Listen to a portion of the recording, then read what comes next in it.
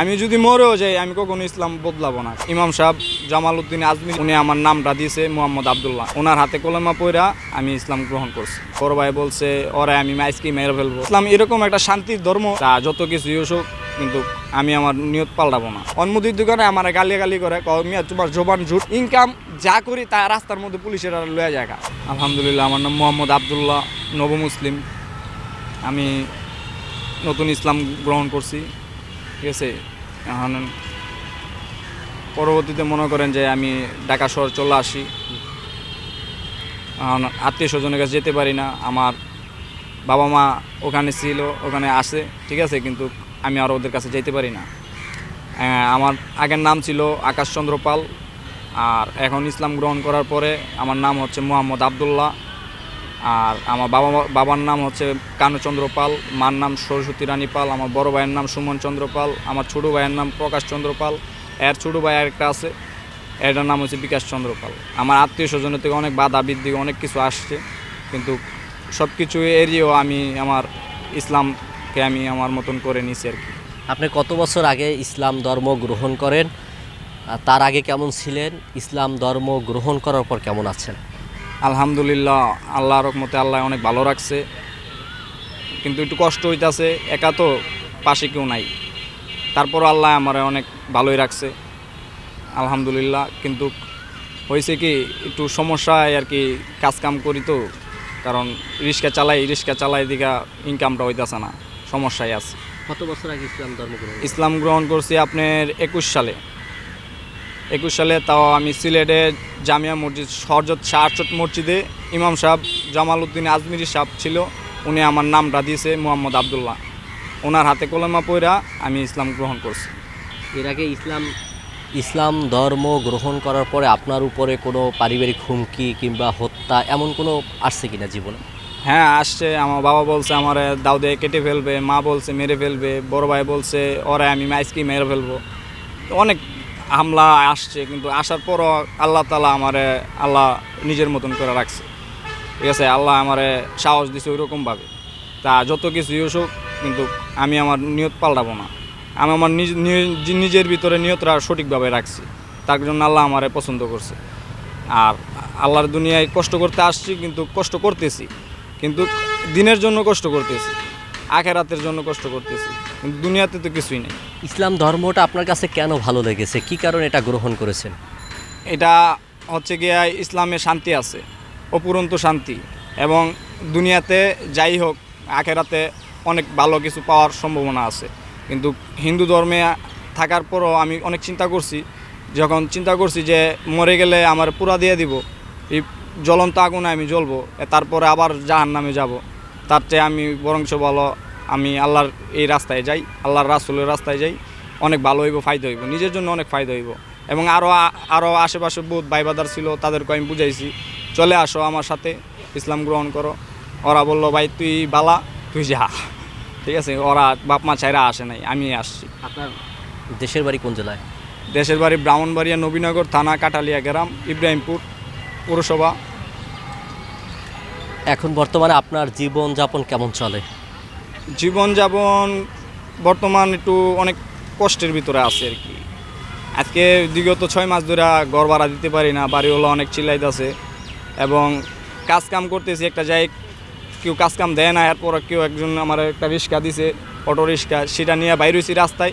তারপরও মনে করেন যে এই পুলিশে ধরে, আরে টাকা দিতে হয়, ওরে টাকা দিতে হয়, টাকা দিতে দিতে মনে করেন যে আমি ঘর ভাড়া দিতে পারি না, বউরে কিছু দিতে পারি না, মাইয়ারও কিছু দিতে পারি না। তার জন্য আমার ঘরও অশান্তি লেগে গেছে, কারণ ইনকাম করে নিজেও কিছু করতে পারি না, বউ বাচ্চারও কিছু দিতে পারি না, মানে সমস্যায় পড়ে গেছি আর কি। আপনি কি বিয়ে করেছেন? হ্যাঁ, ইসলাম গ্রহণ করার প্রায় 4 মাস পরে বিয়েটা আমার প্রস্তাব আসে। প্রস্তাব আসার পর আমি প্রস্তাব অনুযায়ী আমি বিয়েটা আমি করি। এখন সংসার জীবন কেমন চলে? সংসার জীবন তো আলহামদুলিল্লাহ ভালোই চলে, কিন্তু যারে বিয়ে করছি ওরা দিন আনি না দিন খায়। আমি চাইছিলাম মনে মনে আল্লাহর কাছে যে একটা গরিব মেয়ে দিও, আল্লাহ দিলে, কিন্তু আল্লাহ গরিব মেয়ে দিছে, কিন্তু ওরা দিন আনি না দিন খায়, যে জামাই রেটে একটু উপকার করবো এরকম সামর্থ্য ওদের নাই, ঠিক আছে। খুবই টানা খেঁচড়ার মধ্যে আছি। তারপরে মনে করেন যে এটা চাই ওটা চাই, দিতে পারি না, রাগ গুসা করে, অনেক পেরেশানিতে আছি। এলাকায় ভাইবাদার বহুত মানুষের বলছি, পরিচিত তো কেউ তো পরিচিত না আমার। তারপরে এই এলাকায় যে যাত্রাবাড়ি আমি বাসা নিয়ে থাকি, এখানে মনে করেন যে অনেকের কাছে আমি হাত পাচ্ছি। কেউ আমারে বলে যে আমি নেশা খাই, এটা করি ওইটা করি, কিন্তু আসলে ভাই নেশা করবো কেন? আমি 100 টাকার লেগে আমি সারাদিন দৌড়ি, 100 টাকার লেগে আমি বাজার করতে পারি না।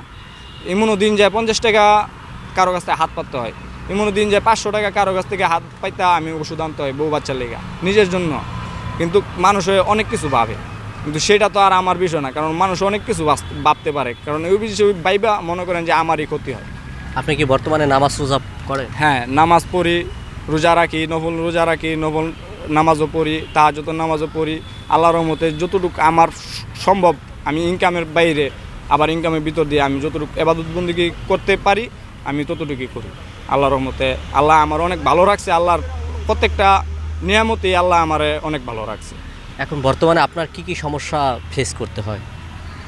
আমার সমস্যা হচ্ছে, যদি কেউ, আমি অনেকের কাছে গেছি যে 5-10 হাজার টাকা যদি দেন আমি একটা ছোটোখাটো কাঁচামালের ব্যবসা করে আমি আমার সংসারটারে আগলায় রাখতে পারবো, কিন্তু এরকম কোনো বান্ধব নাই, ঠিক আছে, কোনো ওয়ে নাই আর কি।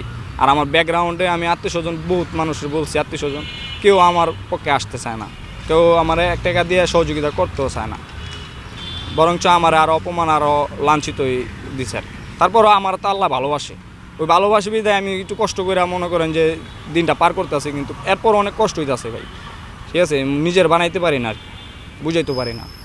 এখন আপনার মানুষের কাছে কি বলার আছে এই ভিওডি বাংলার পক্ষ থেকে?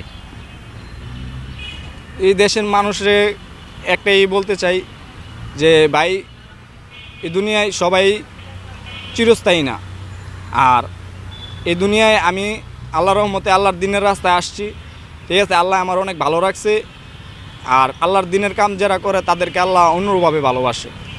আর আমি আমার দেশের মানুষের কাছে একটাই চাই, যেন আমি একটু সচ্ছলভাবে চলতে পারি, আমার এরকম কোনো সহযোগিতা যদি পারেন আপনারা আমার করেন, ঠিক আছে। আর যদিও সম্ভব, আশা করি এরকম বহুত লোক আছে যে মনে করেন যে টাকা বেপথে ফালায়া দেয়, এই টাকাটা যদি আজকে আমার 500 টাকা দিয়ে যদি কইতো আমি বেপথে না পালায় তোরা 500 টাকা দিছি, এরকম যদি 50 জনে কিংবা 10 জনে 500 টাকা করে দিত, আমি একটা ছোটোমোটো একটা ব্যবসা করতাম, ব্যবসা করে আমি আমার সংসারটারে আগলে রাখতাম, মেয়েটারে মাদ্রাসায় ভর্তি করতাম।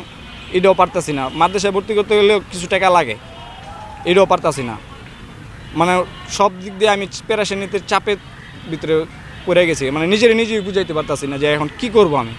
আপনি বাকি জীবনটা কেমন পরিচালনা করতে চান? ইসলামের মধ্যেই থাকবে নাকি আবার ইসলামের মধ্যে নাকি বিচ্যুতি হয়ে আবার নিজ ধর্মে ফিরে না যাবেন? না না, আমি যদি মরেও যাই আমি কখনো ইসলাম বদলাবো না, কারণ আমার নিয়ত একটাই যে আমি কলেমা পড়ছি, আমার নিয়ত এই জায়গায় থাকবে, আমি কলেমার মধ্যেই থাকবো, আমি আমার রাসূলের পথে থাকবো, আমি আমার রাসূলের পথ অনুসরণ করব ইনশাল্লাহ। যতদিন বাঁচে থাকি, আমি না খাইয়াও যদি থাকি, না খাইয়া যদি মরেও যাই, এরপর আমি ইসলাম ধর্ম চেঞ্জ করব না, কারণ ইসলাম এরকম একটা শান্তির ধর্ম, সেই ধর্মে যে ইউজ করে আসে সে বুঝে কত প্রশান্তি, মানে শান্তি, দিন শেষে কষ্ট, রাত শেষে ভালোবাসা, অপুরন্ত শান্তি। কারণ আল্লাহর কাছে যখন আল্লাহর সাথে কথা বলি, আল্লাহরে হারে হারে বুঝি যে আল্লাহ আছে, আল্লাহ পাশে আছে, আল্লাহ একটা দিক দিয়ে আমারে উপর করতেছে, কারণ আল্লাহ সব কিছু দেখতেছে, কিন্তু আল্লাহর এটা পরীক্ষা। কষ্টের ভিতরে যত থাকবো তত ভাবি যে আল্লাহ আমার পরীক্ষা করতেছে, কিন্তু শেষমেশ যদি কেউ এসে আল্লাহর দুনিয়ায়, যদি কেউ এসে, যদি আল্লাহর উসিলায় যদি কেউ আমার সহযোগিতা করে, তাহলে অনেক উপকার হইব আমার জন্য, শুধু আমার জন্য অনেক উপকার হইব। এবং আমি ক্ষুদ্র মানুষ, মনে করেন যে প্রায় সময় নিজে চাইলে 50 টাকা দেশের একটা ভালো কিছু খাইতে পারি না, নিজে চাইলে 50 টাকাতে একটা আমার মেয়েরে কোনো কিছু কিনে দিতে পারি না। আমার বউ শরমে কিছু চায় না আমার কাছে, কারণ সে দেখতেছে, সে বুঝতেছে যে আমার কি ইনকাম, আমি যে ইনকাম করি মাস শেষে দেখা যায় আমি কারেন্ট বিল, গ্যাস, এখন গ্যাস 2000 টাকা, গ্যাস চলে গেছে, আমি গ্যাসটা নিতে পারতাছি না, এই গ্যাসের জন্য আজকে 3 দিন ধরে আমি দৌড়াইতেছি, অথচ আমার ঘরে কিন্তু হোটেল থেকে রান্না করে এনে খাই, হোটেলের রান্না খাই, অথচ আমি ঘরে পাকাইতে পারতাছি না। কেন পাকাইতে পারতেছি না? গ্যাসের দাম 2000 টাকা, আর আমার এই 2000 টাকা আমি রিক্সা চালাইয়া কীভাবে ইনকাম করবো? পরশু দিনকে আমার ধৈরা নিয়ে 1200 টাকা জরিপানা করে দিছে। এই 1200 টাকা আমার অনেকজনের কাছ থেকে চাইয়া হাতে পাওয়া ধৈরা আমার আনতে হয়েছে, কারণ এই 2000 টাকা আমি ইনকাম করব না, আমি ওদেরকে গ্যাস নিয়ে আমি বাসায় নিয়ে কিছু রান্না বান্না করে খাবো। তখন কি আপনি পুলিশকে বলছিলেন যে আমি একজন নও মুসলিম?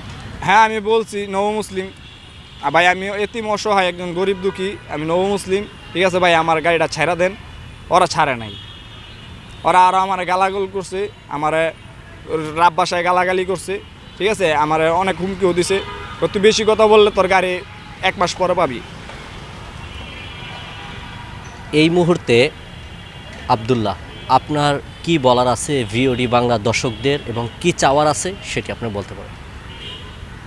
আমি আল্লাহর দুনিয়া কিছু চাইতে চাই না, আল্লাহর বান্দা হিসাবে এতটুকু চাইতে চাই যে আমারে যদি কেউ সহযোগিতাটা করে, আমি যদি ছোটোখাটো একটা সামান্য একটা ক্ষুদ্র ব্যবসায়ীকেও হইতে পারি, তাতে আমি আমার দিনটা আমার ফ্যামিলিটাকে আমি আগলায়া সুন্দরভাবে রাখতে পারবো। কারণ এরকম কোনো পরিস্থিতি পাই না, কারণ ঢাকা শহর কোনো বান্ধব নাই, কেউ নাই, আত্মীয় স্বজন নাই, অ্যাকচুয়ালি কইতে গেলে আমার কোনো বন্ধু বান্ধব নাই। আমি আমার একা, আমার বউ, আমার বাচ্চা নিয়ে সেটা আমি অনেক অসহায় আছি। আমার শ্বশুর শাশুড়িও অনেক অসহায়, আমার বাবা মাও অনেক অসুস্থ, এরপরও ওরা অনেক গরিব। আমি গরিব ঘরের সন্তান, কিন্তু এরপরও মনে করেন যে আমার বাবা মা প্রায় সময় আমার 500 টাকা 1000 টাকা দিয়ে সেরা সহযোগিতা করতো, কিন্তু আমি আমার মারে আজ পর্যন্ত 1 টাকা আমি দিতে পারি নাই। আপনার মা তো হিন্দু, তারপরেও আপনাকে এখন দিচ্ছে। আগে দিত 500-1000 টাকা করে, ঠিক আছে, কিন্তু এখন আমি তো মারে 1 টাকাও দিতে পারি না, ওষুধ খাওয়ার জন্য দিতে পারি না, একটা আপেলও খাওয়াইতে পারি না, কারণ আমার ইনকাম নাই। আমি কোথা থেকে দেবো? আমি আমার সংসার চালাইতে পারি না, আমি আমার ঘর ভাড়া দিতে পারি না, আমি গ্যাস বিল দিতে পারি না, কারেন্ট বিল সময় মতো দিতে পারি না। মনে করেন যে নানান ধরনের পেরেশানি। এই মুদির দোকানে বাকি খাইতে 6000 টাকা বাকি খেয়ে আলাইছি। মুদির দোকানে আমার গালি করে, মিয়া তোমার জবান ঝুট, তুমি মুসলমান হইছো ঠিকই আছে, তুমি জবান তো রাখতে পারতেছো না, কিন্তু ভাই কীভাবে রাখবো ভাই? ইনকাম যা করি তা রাস্তার মধ্যে পুলিশের লয়ে জায়গা, এবারে এটা নষ্ট হয়ে জায়গা, ওটা নষ্ট হয়ে জায়গা ভাই। দিন শেষে যা পরে দেখা যায় কি 200 টাকা 250 টাকা 300 টাকা পকেটে থাকে, তাও এটা দেশের আমার কি হয়? মাসে ঘর ভাড়া আমি দিতে পারি না, বাড়িওয়ালার কথা শুনি 6 মাসের ঘর ভাড়া আটকায় রয়েছে, আমি কি করবো ভাই? আমি শুধু এই জিনিসটাই কল্পনা অনুভব করি, কারণ আনন্দ লাগে এবং ভালো লাগে। এইসব কথা চিন্তা করলে নিজে নিজে অনেক ভালো লাগে, যে আরেকজনটা বুঝাই যে ইসলাম ধর্ম অনেক ভালো, ইসলাম ধর্ম আসো, কলেমার দাওয়াত দেই। এরপরও মনে করেন যে কয়েকজনে বলে আলহামদুলিল্লাহ আসবো, আবার কয়েকজনে বলে ভাইয়া আমার পক্ষে সম্ভব না, আমার মা মাইরা হালাইব, ঠিক আছে, এরকম বহুতো বলছে আমার ভাই বাদার। কিন্তু আসলে কি জানেন, ইসলাম যারা বুঝে তারা কখনো ইসলাম ছেড়া যাইবে না। ইসলাম হচ্ছে আপনার দুনিয়ার জন্য ইসলাম না, ঠিক আছে, আখেরাতের জন্য ইসলাম।